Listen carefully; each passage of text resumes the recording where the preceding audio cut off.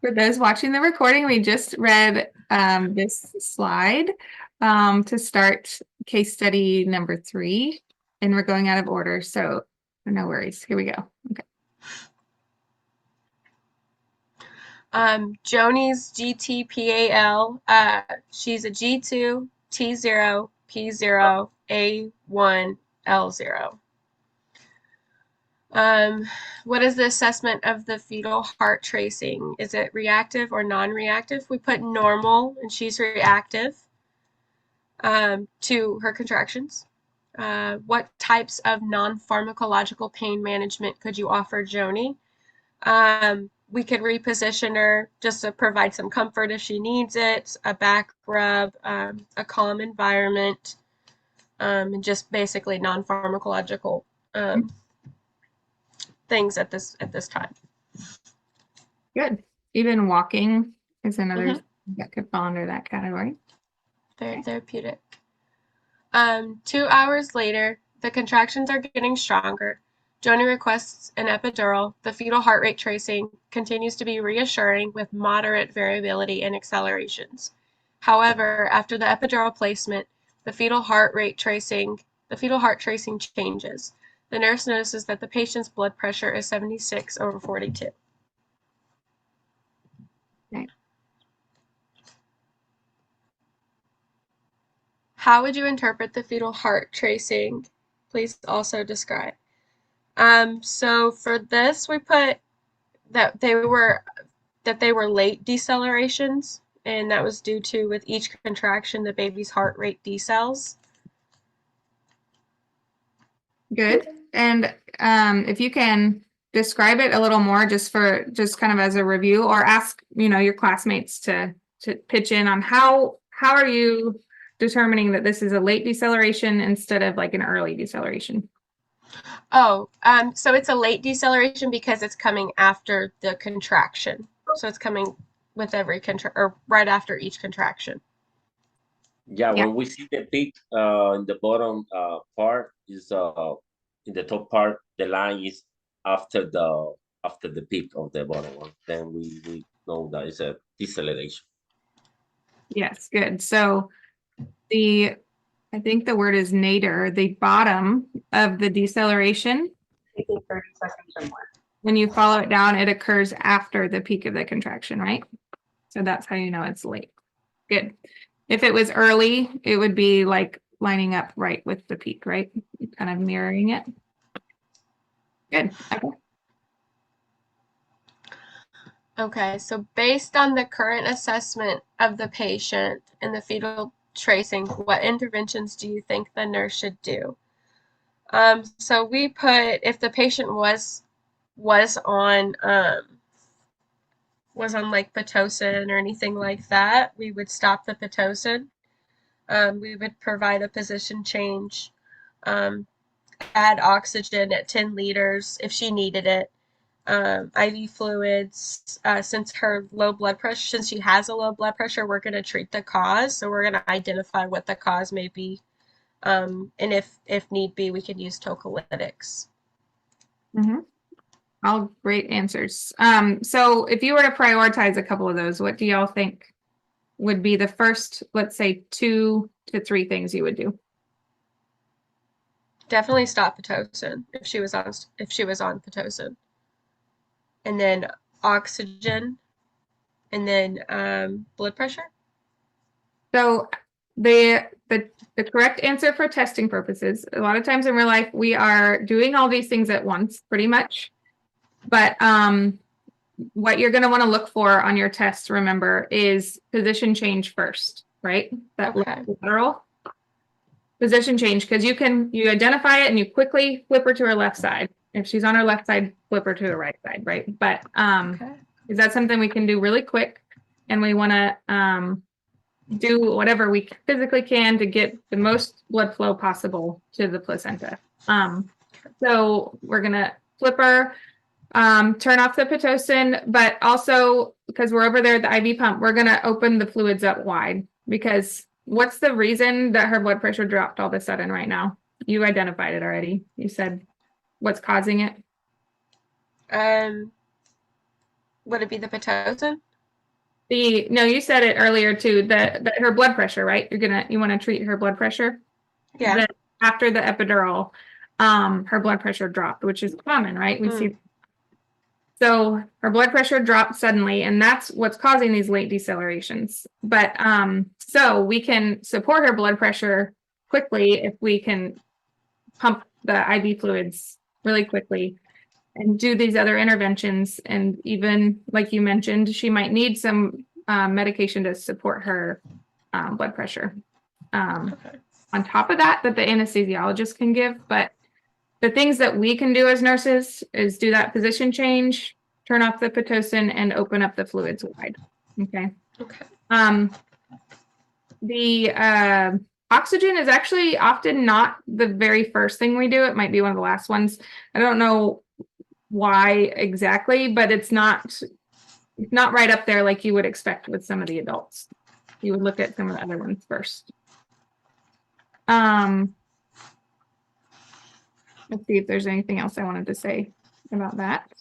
Anybody else have any input or questions about that?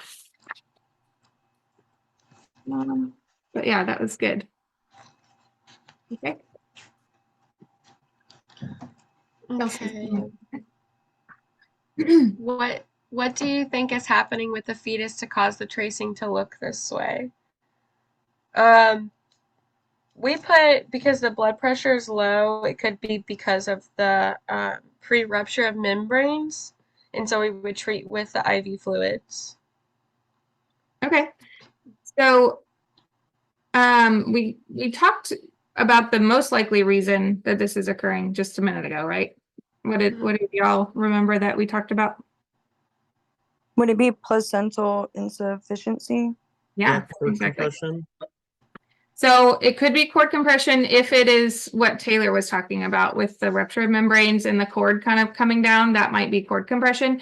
But what's the type of decel we usually see with cord compression, actually?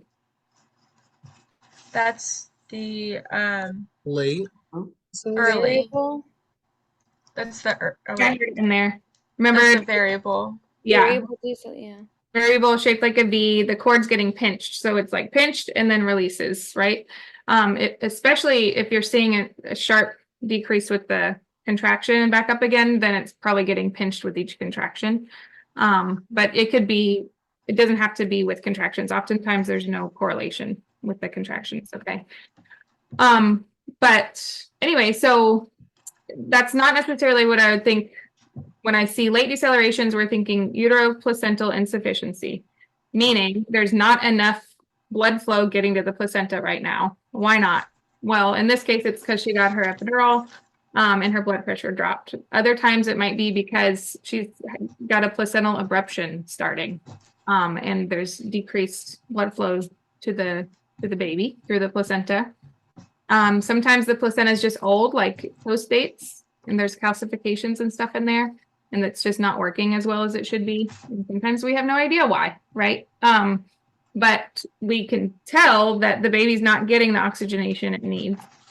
There's one thing I don't think we mentioned about this strip as well that tells us the baby's not getting good oxygen. What is it? Not just the types of decelerations, but what else do we look for on our fetal heart rate tracing? Accelerations. Good. And those aren't present. What's another one? And this one that I'm looking for, it tells us the oxygenation status at that moment in time. It's another word. Anybody know what I'm hinting at? Head compression. No. It's the word for how squiggly the line is. What's that? Oh, seesaw? Or no? No, that is another. Is it like variability or? Yes, variability. The variability is how squiggly that line is, and that shows us in that moment in time how well is the baby being oxygenated. This is minimal to absent variability here. It's not squiggly at all, right? It's too smooth, and that's concerning to us. We want it to be 6 to 25 beats per minute variability between, each beat. that it'll show you when it's squiggly, right? That's moderate variability, and that's what we want to see. Minimal is like 1 to 5, right? And then absent, of course, is just super flat. There's no variability between.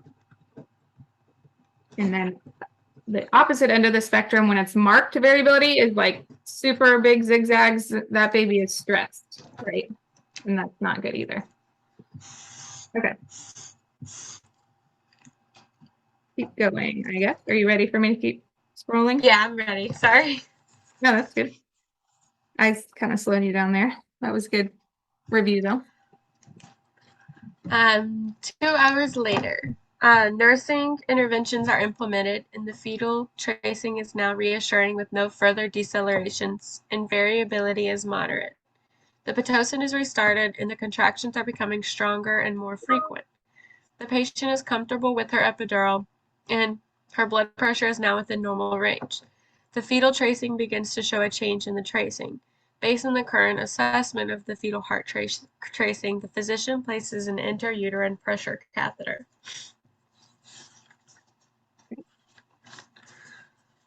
Okay. So how would you interpret the fetal heart tracing? Please also describe.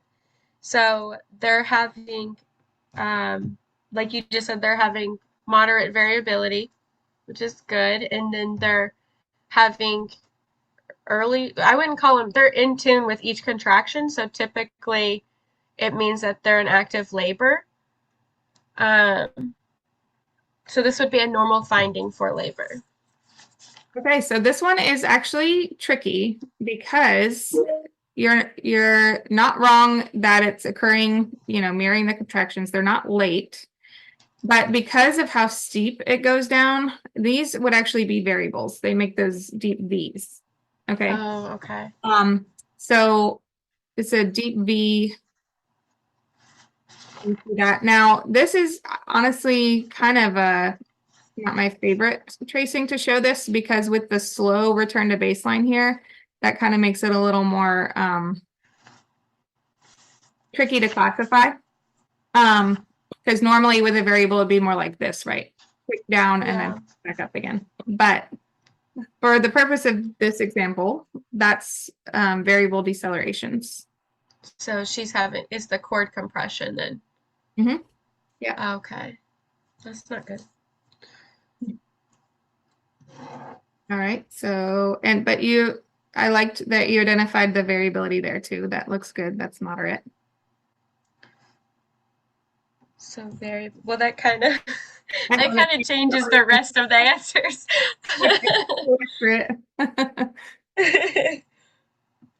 So cord compression.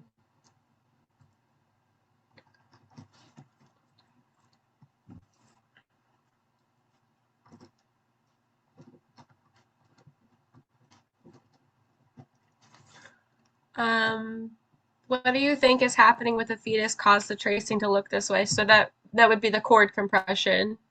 Mm-hmm. What interventions could you do based on the fetal assessment? That would be to reposition the mom. Yeah, perfect. Why would the physician consider an IUPC at this time? That would be to measure the strength and adequacy of mom's contractions to push the baby through the birth canal. So that is definitely a very common reason, maybe debatably the most common reason to start an IUPC. And there's another reason though. So does anybody know the other reason, especially in this case, that the doctor would? Mm-hmm. Would it be to push the baby's head back off of the cord so that it is getting its? Actually, kind of in an indirect way, but I don't know exactly the way that you're thinking of it. It's not putting the IUPC in wouldn't physically push the baby up, but there's something else that you can do with an IUPC that actually does create more space. And that's I don't know if anybody's thinking of it yet. If you are, speak up and let us know. Is it like applying counter pressure? I don't think exactly in the way that you're thinking. So what I was trying to get at, it's called an amnio infusion. So an IUPC is kind of like a catheter that goes in your uterus, and it's a pressure catheter normally, where like what Taylor was describing, we can tell the strength of the contractions, but you can also infuse fluid into it. We can actually deliver fluid so that it's it's kind of like giving more amniotic fluid back into that space, so it can create a little more space, and hopefully relieve some of that pressure off the cord. So that's called an amnio infusion. That makes sense? Putting some fluid back in there. Okay. I'll answer this next one because it kind of expounds on the amnio infusion. What order would you anticipate to receive amnio infusion for to treat variable decompressions? So we just talked about that. Okay. Hey, I'm actually gonna go. There we go. I'm actually gonna go work on my book now. I was on the phone with my mom. I forgot to call. Hang on just a second. I'm so sorry. It's okay. How about another group 3 member? Can you read this slide for us? 2 hours later, fetal resuscitation measures are implemented as well as the order from the physician. The fetal tracing is now reassuring with moderate variability and no decelerations. When the physician placed the IUPC, it was determined that the patient was now dilated to 880-1. 2 hours pass and the physician is preparing to examine the cervix. However, when this next contraction begins, the fetal heart rate drops to 70 beats per minute and does not return to baseline. A quick assessment reveals the umbilical cord is outside of the vagina. Okay. Ooh. What are you most concerned about in this moment? I would assume the placental perfusion. Baby's not getting oxygen, just like we were saying last time. What's the like diagnosis?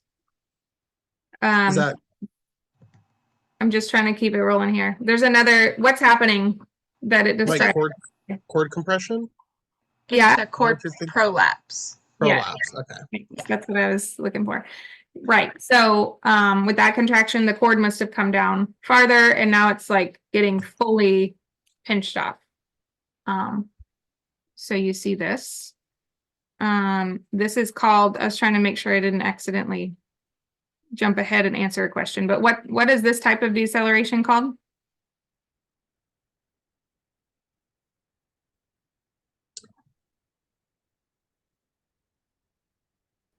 It's not one that we necessarily, it's not part of like our veal chop thing. So it's kind of a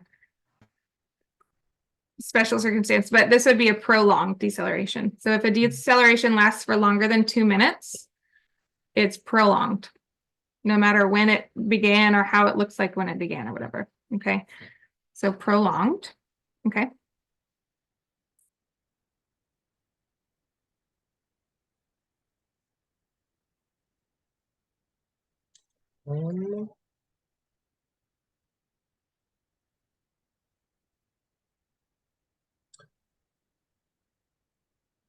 It says, what is the most important intervention to be done?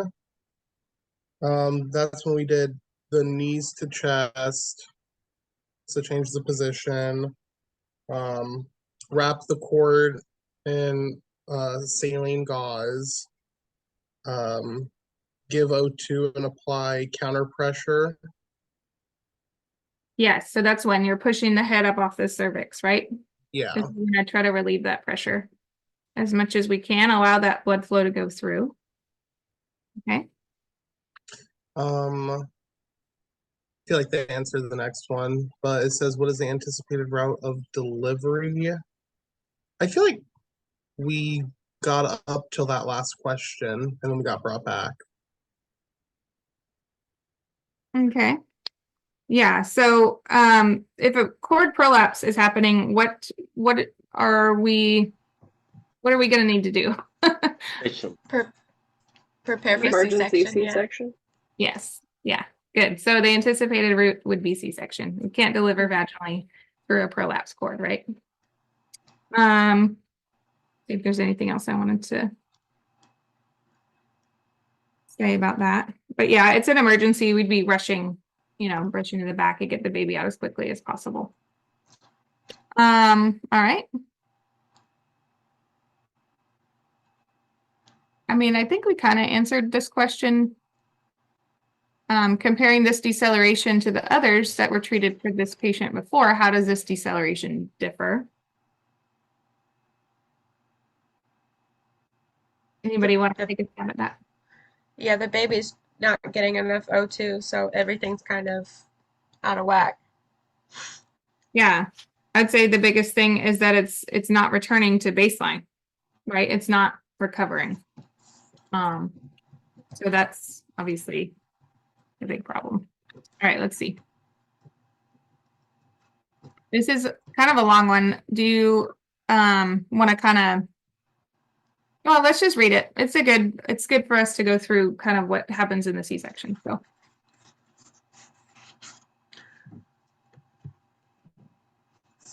do The we get, nurse plan, do you want me to ask somebody else to read? Are you tired of reading?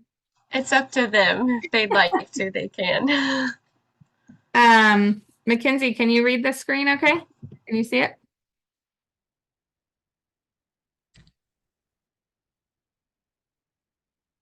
I can read if no one wants to read. Oh, just kidding, bye. If she wants to read, she definitely can. That's fine. No, you got it. You got it.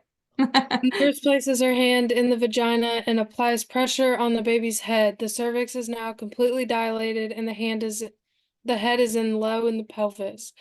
Joni is placed in the knee to chest position and she and the nurse are rolled back to the operating room on Joni's bed emergently. Joni and the nurse are moved to the operating table together with the nurse's hand remaining in the vagina, attempting to hold the baby's head off the cord. Betadine is poured on Joni's abdomen. The scrub tech is immediately opening supplies, and Joni and the nurse are quickly draped together, and the nurse still on the operating table with her hand in the vagina holding the head. The anesthesiologist quickly administers general anesthesia, and the obstetrician begins the emergent cesarean. The nurse can feel the baby losing muscle tone, and is no longer feeling a pulse through the umbilical cord as she waits to feel the surgeon's hand touch hers as she tries to deliver the baby as quickly as possible. The surgeon struggles to remove the baby from the uterus as the baby is now limp and difficult to pull. The baby is delivered and the NICU team immediately begins resuscitation. Okay. So we have a struggling baby. And we're going to talk about resuscitation now. Jalen, can you see that to read the questions? Yeah. Okay. The newborn is taken directly to the to the awaiting NICU team. What will the nurse do first? Our team. Would it be to suction the baby's airway or dry the baby? Dry, you're right. Yeah. So that first thing we do is dry and stimulate, followed, probably immediately by suctioning the mouth and nose, especially if we see anything. So what does drying and stimulating do? What's our goal there? Prevents them from losing heat. Yeah. Drying part. Go ahead, Eric. What were you saying? I just control the temperature, raise the temperature of the baby. Yeah. So what about the stimulating part of that action? So rubbing their blood flow. Blood flow. Yeah. What else? I mean, you guys are on. Stimulate the baby so the baby can cry, and crying will open up the lungs. Yeah. We kind of want to make the baby mad to wake it up. Come on, baby, get moving. Take that nice deep breath and establish respirations, right? It's never taken a breath before. We need it to wake up and get that effort going. Okay. That's good. So first thing we do, the baby comes out, we're immediately drying and stimulating. Okay. Trying to get that first breaths going. At 1 minute of life, the baby is limp, has a pulse of 70, is not moving, is blue, and has no respiratory effort. What is the APGAR score? Okay. 1. Yeah. Good. You guys must have, worked together to answer this before. That's like another longest minute of your life. A shoulder dystocia and a baby limp at delivery. Limp in blue, and you can't get respirations going. So 60 seconds, we quickly assess the baby. We can see most of those categories that baby got a 0. Which one got a 1? The The pulse of 70. Yes, good. Okay. Oh, what resuscitative efforts should the team consider for this baby? There's quite a few choices here. Anybody can, speak up and. Positive pressure ventilation. Good.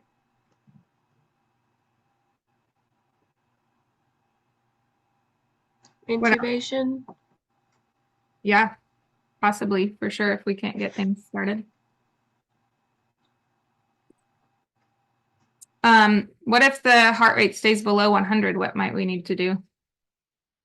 Especially if it falls below 60. Would you give a baby epi? Yeah, you might in the process of like the code. And for that, what would we need? What would we need to be able to give epi? A code card? Yeah, mostly that's then a QT. The baby's going to be right there on the warmer, and most of the materials we need for that will be there. But not always the meds, so that's good. You might need medication. Oh, but like an EKG or a monitor?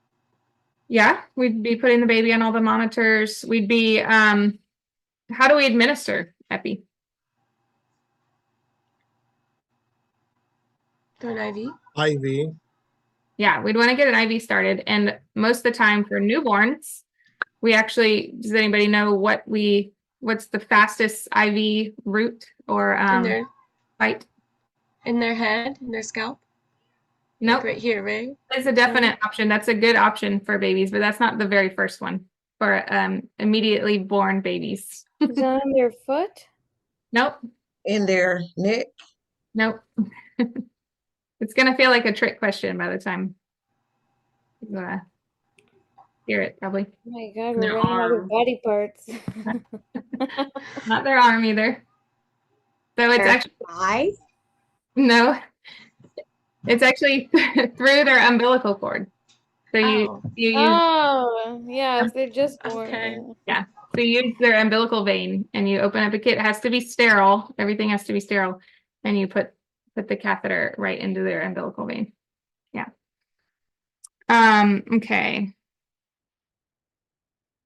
So also some of the other things that you think about when doing a resuscitation, like the sniffing position for the baby's head, right? If the PPV isn't working, we're gonna reposition, check the seal around the mask and everything and make sure that we're doing what we need to do. Might need to intubate, might need to give surfactant if we think that, remember this mom had gestational diabetes. So might be the baby, even though the baby's due, even though the baby is huge and you feel like it's well developed, it might not have developed the surfactant because of the increased insulin levels pumping through its body. So how do we give surfactant? What's the route there? The nose, right? No, esophageal. I had to put something in the throat. Straight. Endotracheal. Endotracheal too? Oh, through the tube. Yeah, I could only hear part of what you said, Eric, so I didn't know if you were saying it. I think you were at least really close, but yes. So the baby has to be intubated and you give surfactant through the ET tube. Okay.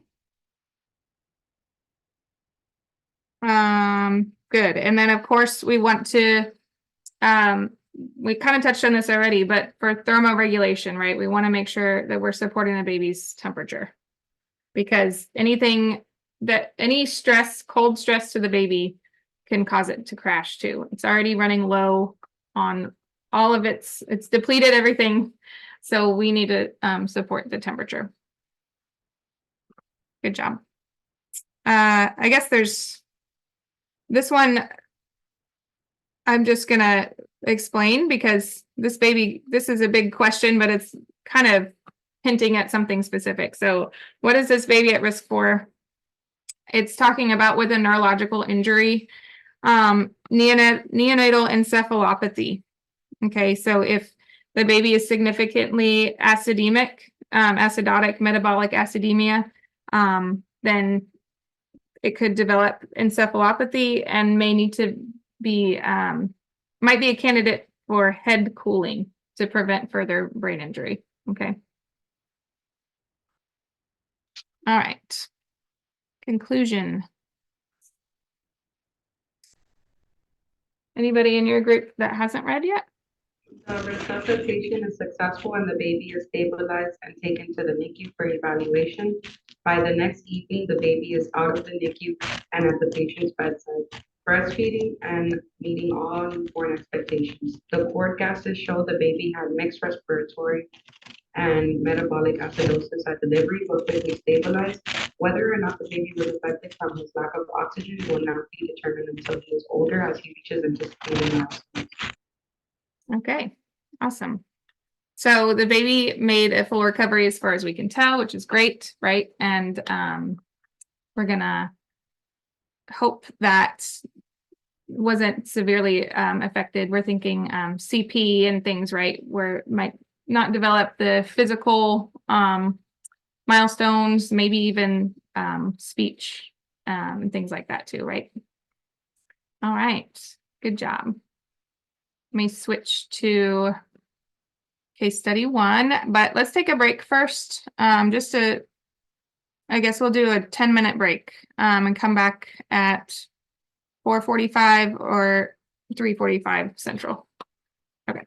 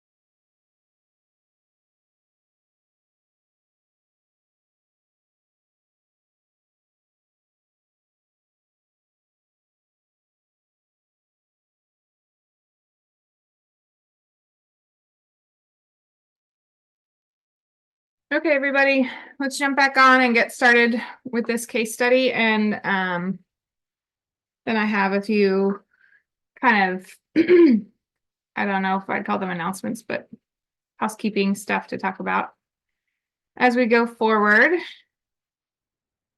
And then what I'll do, since we probably won't get time, if we get time, we can do at least a few questions from the Kahoot. But probably won't get time to finish the whole thing, so I can send those to you in like a Canvas message in case those are things that you like to study with. I would say to just, they can be good for topical reviews, but those are just kind of written hurriedly by your professors. You know, they're like quick things that we can think of to help you review. But the questions, like in the big database that I've showed you a couple times where to get some more practice questions, would be more close to the types of questions you would get on like a HESI or NCLEX. And I would say would be a little bit better to use for maybe testing your test taking skills and knowledge and stuff like that. So I'll send those to you guys though, if you like to use those. Christina, Ivana, and Mackenzie, I don't see you back yet. So there we go. Thanks. Can you still see my case study page here? Okay. I'm gonna make it bigger, and then group 1. It's all yours.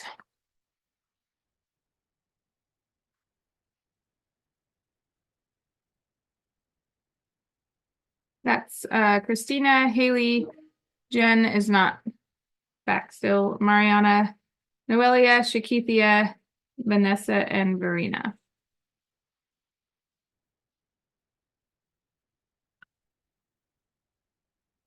Sorry, I guess it would help if I went to the slide. Okay, sorry. Okay, I'm gonna start off and I'll read and then everyone else will like chime in. So our patient is Marla Smith and she's a 38-year-old G6P5.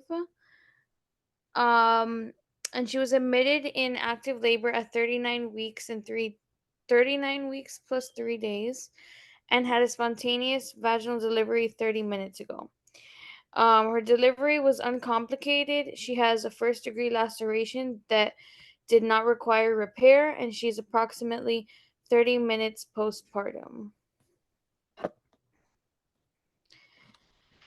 So, she has no significant past medical history. She has no known drug allergies, and her pregnancy was uncomplicated except for an elevated 1-hour glucose screen with a normal 3-hour glucose tolerance test. Okay.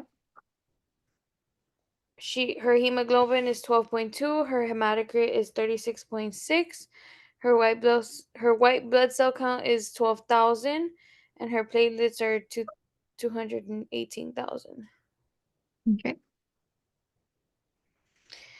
The delivery information is her measurement of cumulative blood loss was 300 cc's. The placenta was inspected at the time of delivery and appeared to be intact per the delivery note. There was only a 5-degree laceration that did not require repair. The baby weighed 4,120 grams, and the patient has an IV in place with oxytocin running. Okay. Let's see. Anything concerning there, or is all that seem pretty standard? The baby's, I'm pretty sure a little bit. She's losing a lot of blood. She Well, has 300 loss. 300 is within the normal, I'm pretty sure, for vaginal delivery. Over 500 is concerning. That's correct. We do kind of take into account the recovery period too, so it might tell us some more information. It's not concerning yet, but if it continues at that rate, yeah, it could be, right? Okay. So for this slide, she's gonna be at risk for postpartum hemorrhage because she has an elevated, so One of the reasons is that she has an elevated white blood count, which can indicate like an inflammatory response.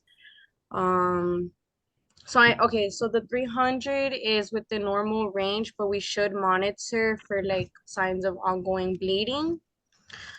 Um, and then I saw that she's on oxytocin, so that's gonna be used to prevent the hemorrhage. But Yeah. the fact that it's being administered suggests that there's like concerns about her risk of hemorrhaging.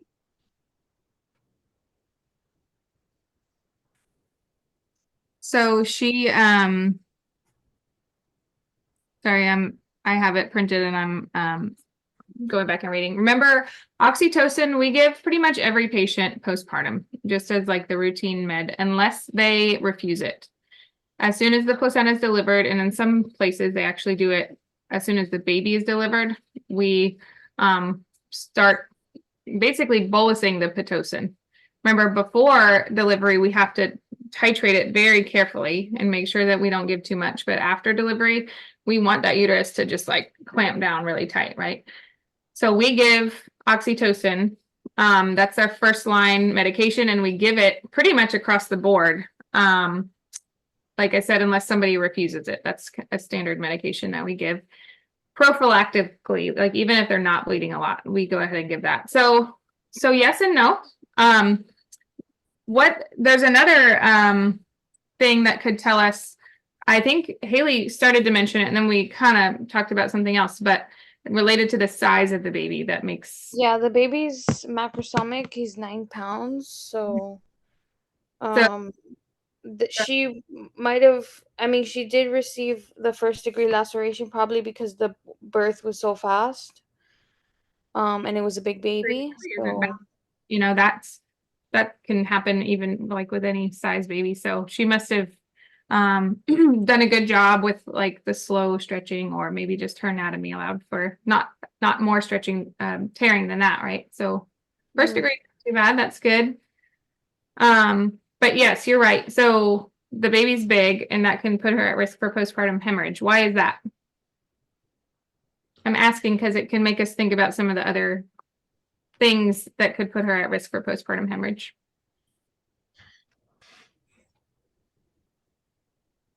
Could put a patient in general. Anybody know why a big baby puts you at risk for that? Because it causes like birth injuries. So that hematoma also could be the reason, not the main reason. What's the number one reason for postpartum hemorrhage out of the 4 T's? Uterine atony. Yeah, tone. And that's the reason that a big baby, one of the reasons, in addition to some of what you guys said, but the biggest reason is uterine atony, because the baby's so big, it stretches the uterus out to the point where it's difficult to contract back down to size. It can be difficult. It's just she's at risk for that, right?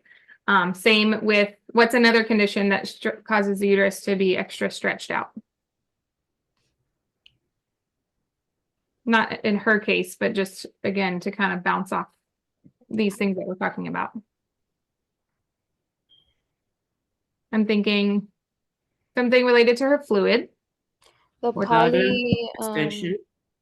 the excessive amniotic fluid. Yeah. So polyhydramnios, something like that. You got it. So if she has too much fluid, also if she has multiples, right? 2 or 3 babies in there. Something, things like that. Okay, we can keep moving on. I just wanted to put that bug in your ear. And then this next slide is mine. So the initial assessment, I would say, I would want to make sure that initially I would want to make sure that she's sitting down because she is dizzy and feeling faint, so I don't want her to fall. So I want to make sure she's sitting down.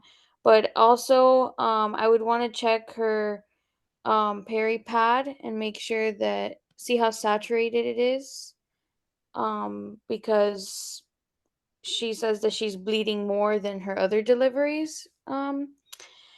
And I would also want to get some vital signs since we don't have that yet on her. See where she's doing with vital signs. And I would also want to assess her fundus and make sure that it's not boggy. Okay. Which most likely it will be since she's experiencing bleeding at this point. And I would also ask her to urinate to make sure that the fundus isn't deviated and we're getting an accurate location. Okay, so a couple other questions for y'all. You're right that the first thing we should suspect is possibly a boggy uterus. So we're gonna assess the uterus, right? And what do we do as we're assessing it? Like, especially if it's boggy, what are we doing to the uterus? Massage. Good. So, and then what are we looking for? We already kind of mentioned firm versus boggy. What would you see if her bladder was full? The deviated. To the right. Yes. Elevated to the right, right? Good. Yeah, okay.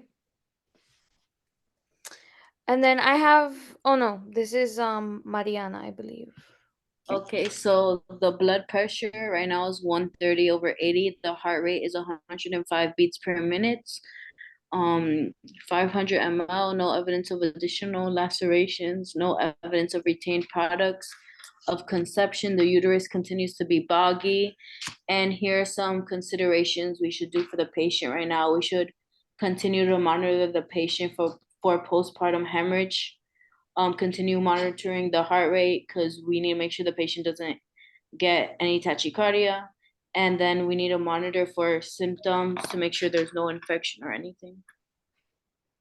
Okay. So you you were alluding to one of the first signs of excessive blood loss, right? Is which vital sign changes first? The heart rate. Yeah, she'd And start. then we would also want to make sure we continue to massage the fundus to make sure that, you know. Yes. So let's say we're doing all these things. You checked her bladder, it's empty. Or you emptied, helped her empty it. She's continuing to bleed. And her uterus is not firming up. So what are a couple of things we would do at this point? We're in here and we're like, oh my gosh, my patient is bleeding. What do we do? We can notify the doctor so that he can add like a medication to help contract the uterus and make it firm. Yeah, uterotonics, good. And what's another thing? We're going to anticipate that she might need something. If she keep losing that much blood, she can get a blood transfusion. Yes, good. So what do we need if she needs a blood transfusion? What else? Another IV. Yes, we're going to need a second IV line. Good.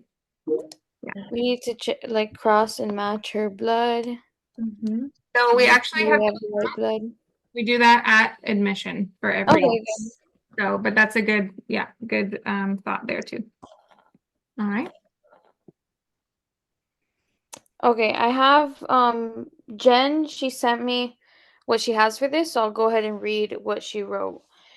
So she said, she put here like giving an SBAR report basically. She said, I am Jen and I am the nurse for Marla on the labor and delivery unit.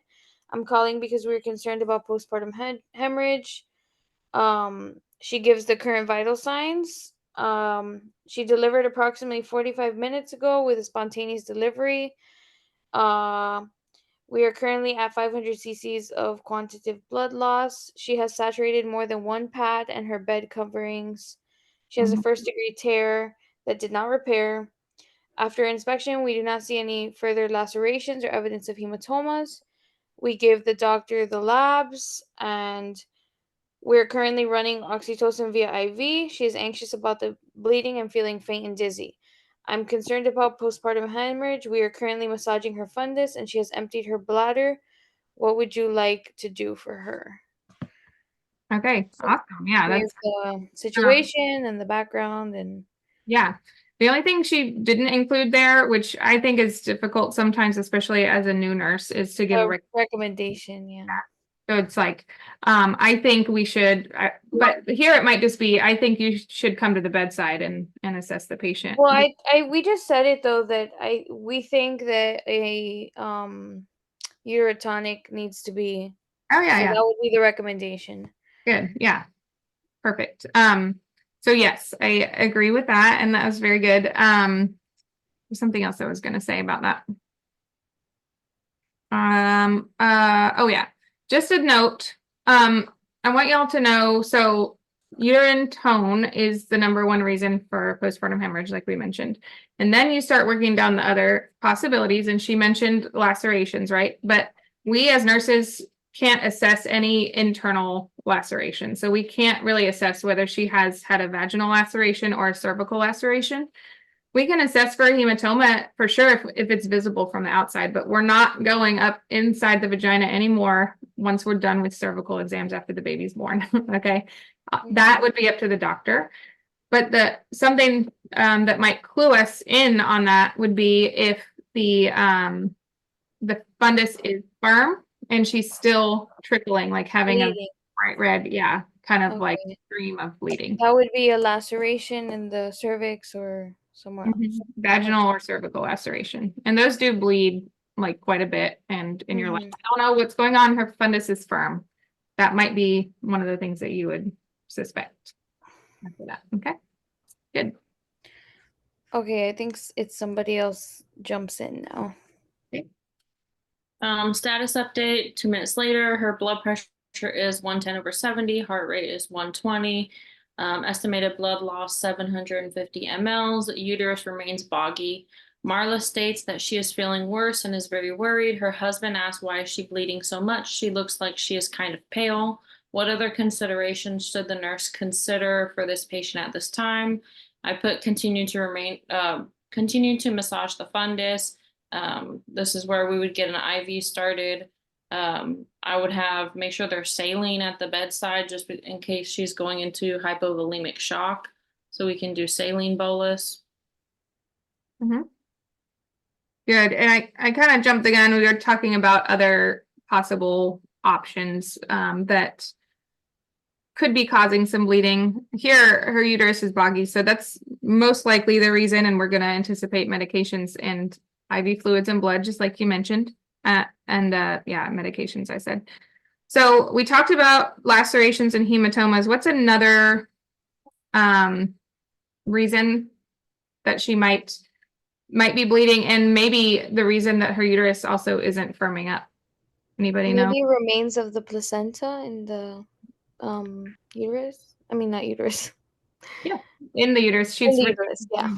Gonna retain placental fragments is what we call it. Sometimes it's even just pieces of the membranes that are preventing the uterus from contracting fully. So let's see. Good. Let's keep going.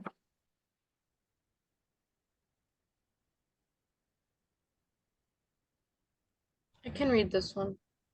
This was the one that I had. Oh, okay. So the patient blood pressure is 90/65, heart rate 125, estimated blood loss 1,000 mLs. The uterus is remain boggy.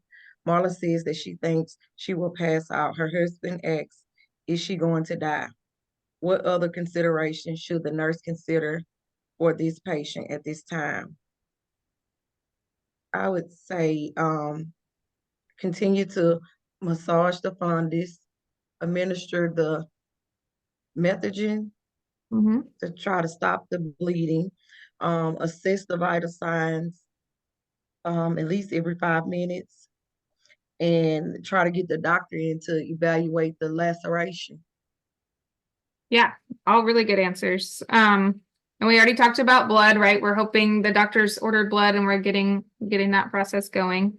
What's the other T we haven't talked about? One of the other reasons for possible reasons for hemorrhage. So it's not, we already talked about tone. We already talked about trauma, which would be like the lacerations and hematomas. We already talked about retained placental fragments. There's one more. Anybody remember what that is? That we would just be kind of considering at this point. Her fundus is boggy, so it may not be the reason, but it still could be more than one reason even. It's thrombo. That's your clue. Yeah, no, basically it could be, for sure. Could be thrombocytopenia. But it could, so the T for thrombus is thinking of clotting factors, right? So what's one of our big complications that has to do with clotting factors? I'm looking for a key word here, or a vocabulary word, acronym even. What was the question? What's the condition? What are you talking to us, Taylor? No, I was talking to you. Because well, I see I thought she was trying to answer too. But anyway, I'm listening, and then I didn't hear your question. That's why. Yeah, so it's the condition. What's the term when we think about clotting problems causing postpartum hemorrhage? There's a condition that happens that can happen. You're at risk for, especially if you've had any trauma or placental abruption. Well, your body. DIC? Yes, that's it. DIC. Disseminated intravascular coagulation, right? So your body's using up all your clotting factors. And that's just one of the things that we're like, so we're all in a group. It's an emergency. We've got a bunch of the team members at the bedside now because we know this patient is bleeding out and we have to do something. You have all these team members in there calling out possible reasons that she could be bleeding. And that would be one of them. Okay, so we're just considering all possibilities at this point. Okay. I got that one. Okay. Blood pressure 80/60, heart rate 140, blood loss 1500, uterus is feeling firm, flow is decreasing. What other considerations should the nurse consider for this patient at this time? I would say call for help. Get the blood transfusion. And have another nurse, so you keep massaging the fundus. Yes, yeah, that's a lot of blood loss in a short amount of time. Yes. And we want to support her blood pressure with blood, ideally, if we can, and also continue the IV fluids, right? Yes. All right, I think that's good. Kind of covered So most. with a patient like this, with her blood pressure being so low, I know this is not a medication that we talked about, like, but midodrine to try to get her blood pressure up? That depends a lot on the patient. And actually, one of the things that we didn't talk about are in certain patients, what are some contraindications for even like Methergin and Hemabate, right? In this case, her blood pressure is low, not high, but that would be the contraindication for Methergin, right? But anesthesia and the MD would be at the bedside by this point and giving orders. And if it gets severe and desperate, even if it's not something that would normally be given, they might try that, yeah, to bring her blood pressure up. Yeah, good question. Okay, just this is the last slide, I think, actually.